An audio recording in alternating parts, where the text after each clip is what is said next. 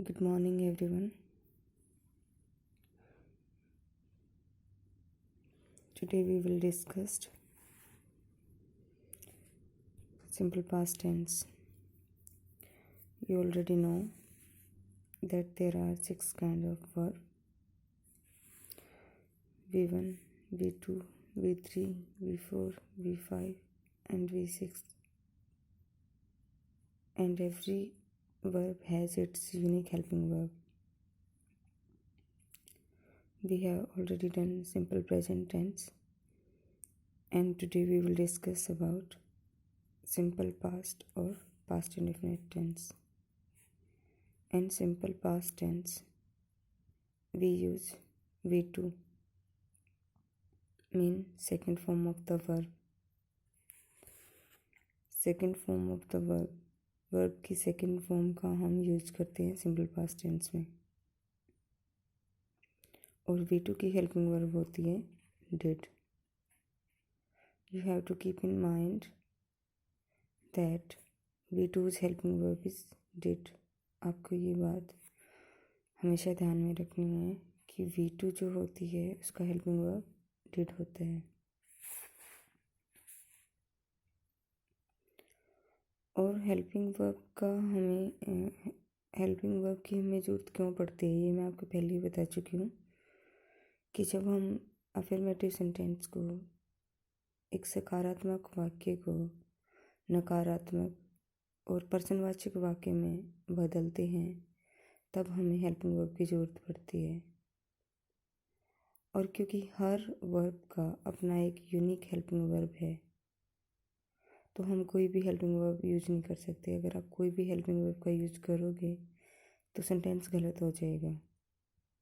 इसलिए हमें ध्यान में रखना चाहिए कि V2 का हेल्पिंग वर्ब डिड होता है।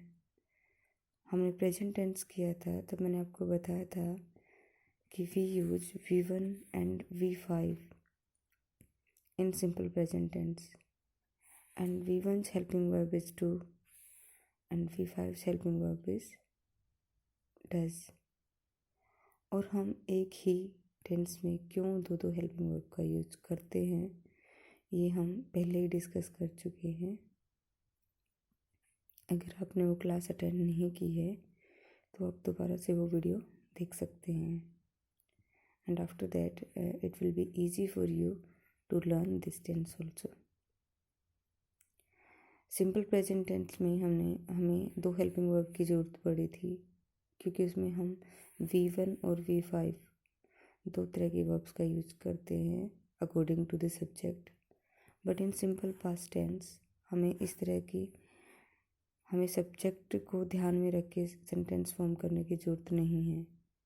Whether the subject is singular, whether the subject is plural, it doesn't matter, we always use V2।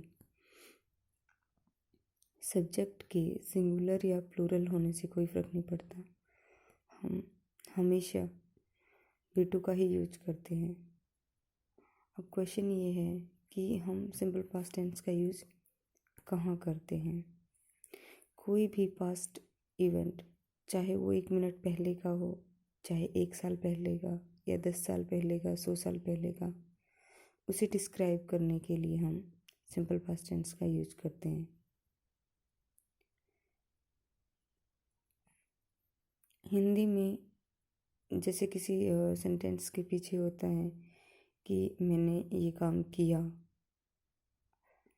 जैसे मैंने दरवाज़ा खोला, मैंने खाना बनाया, मैंने पाठ पढ़ा, मैंने अपने दोस्त की मदद की, मैंने ड्राइविंग सीखी। जितने भी पास्ट एक्सपीरियंसेस हैं, जितने भी पास्ट इंसिडेंट हैं, उन सब को डिस्क्राइब करने के लिए इंडिया गोट फ्रीडम इन 1947, भारत को आज़ादी मिली 1947 में। तो मिली, आज़ादी मिली, ई या आ, इस तरह से अगर हिंदी के सेंटेंसेस होते हैं उनको ट्रांसलेट करने के लिए या उनको पास्ट इवेंट्स को डिस्क्राइब करने के लिए हम सिंपल पास्ट टेंस का यूज करते हैं। So now through example we will try to understand it. Simply इस टेंस में आप क्या करते हो, subject then verb then object, और वर्ब आपने V2 का यूज करना है सिंपल पास्ट टेंस में। Like he knocked at the door, उसने दरवाज़ा खटखटाया। अगर आपके पास second form of the verb है और आपको ट्रांसलेट भी करना है सेंटेंस, तो आप कैसे करेंगे? मैंने बताया कि हिंदी में सेंटेंस के एंड में आ या ई इस तरह से होना चाहिए। जैसे मैंने पेंटिंग बनाई, मैंने दरवाज़ा खटखटाया, इस तरह से। तो यहाँ पे ही नॉक्ड एट द डोर, मैंने दरवाज़ा खटखटाया। अब क्योंकि यहाँ पे V2 है और अब हमें इसको नेगेटिव सेंटेंस में चेंज करना है, तो हमें हेल्पिंग वर्ब की ज़रूरत पड़ेगी। That's why you have to keep in mind कि V2's helping verb is did. जैसा कि हमने सिंपल प्रेजेंट टेंस में किया था, सब्जेक्ट के जस्ट बाद हम डिड नॉट का यूज करेंगे और बाकी सेम टू सेम सेंटेंस को हम लिख देंगे। Knocked at the door, knock at the door. But यहाँ पे एक चीज़ आपको ध्यान में रखनी है कि जब नेगेटिव सेंटेंस आप बनाएंगे है तो ये पास्ट टेंस का सेंटेंस, बट यहाँ पे क्योंकि हमने डिड यूज किया, डिड के साथ हम V1 का यूज करेंगे ना कि V2 का। डिड प्लस में V1 यूज करेंगे।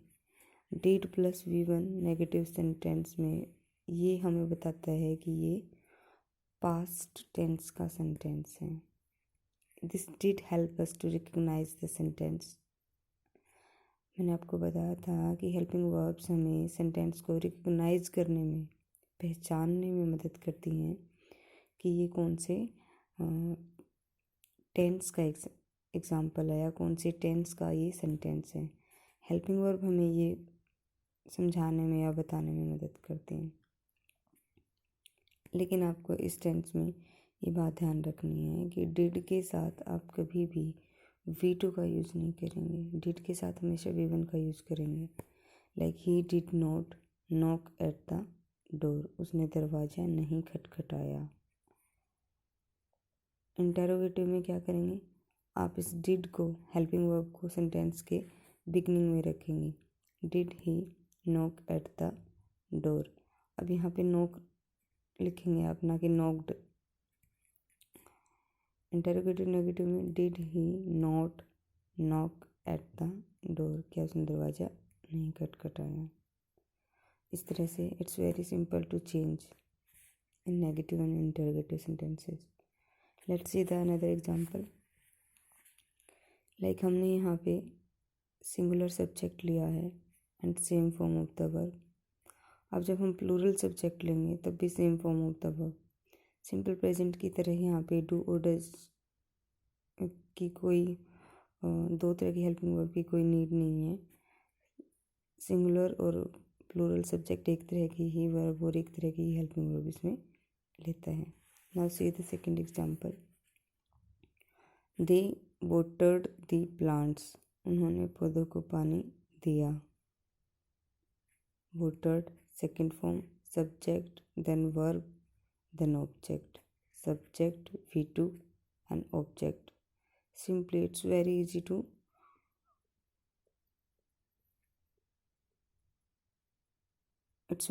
make this kind of sentences. The use of simple past tense is very easy. Now see the negative sentence. They did not water the plant. Did है इसलिए हमने यहाँ पे V1 का use किया, ना कि V2 का। सिंपली आपने सब्जेक्ट के बाद हेल्पिंग वर्ब यूज की, did not water the plant, उन्होंने पौधों को पानी नहीं दिया। Now in interrogative, did they water the plant, क्या उन्होंने पौधों को पानी दिया। Did they not water the plants, क्या उन्होंने पौधों को पानी नहीं दिया। Now you have to keep in mind that in simple present you use do and does. Do and does. दो हेल्पिंग वर्ब का आप सिंपल प्रेजेंट में यूज करते हैं और डिड का आप करते हो सिंपल पास्ट में। ये सिंपल पास्ट और प्रेजेंट की हेल्पिंग वर्ब है, आपने ये सीख लिया है। और आपने ये ध्यान में रखना है कि ये अगर सेंटेंस में है तीनों, तो आप इनके साथ V1 का यूज करेंगे, ना कि V2 का। आई थिंक आपको ये समझ आ गया है। That's all for today. Best of luck, prepare for your exams.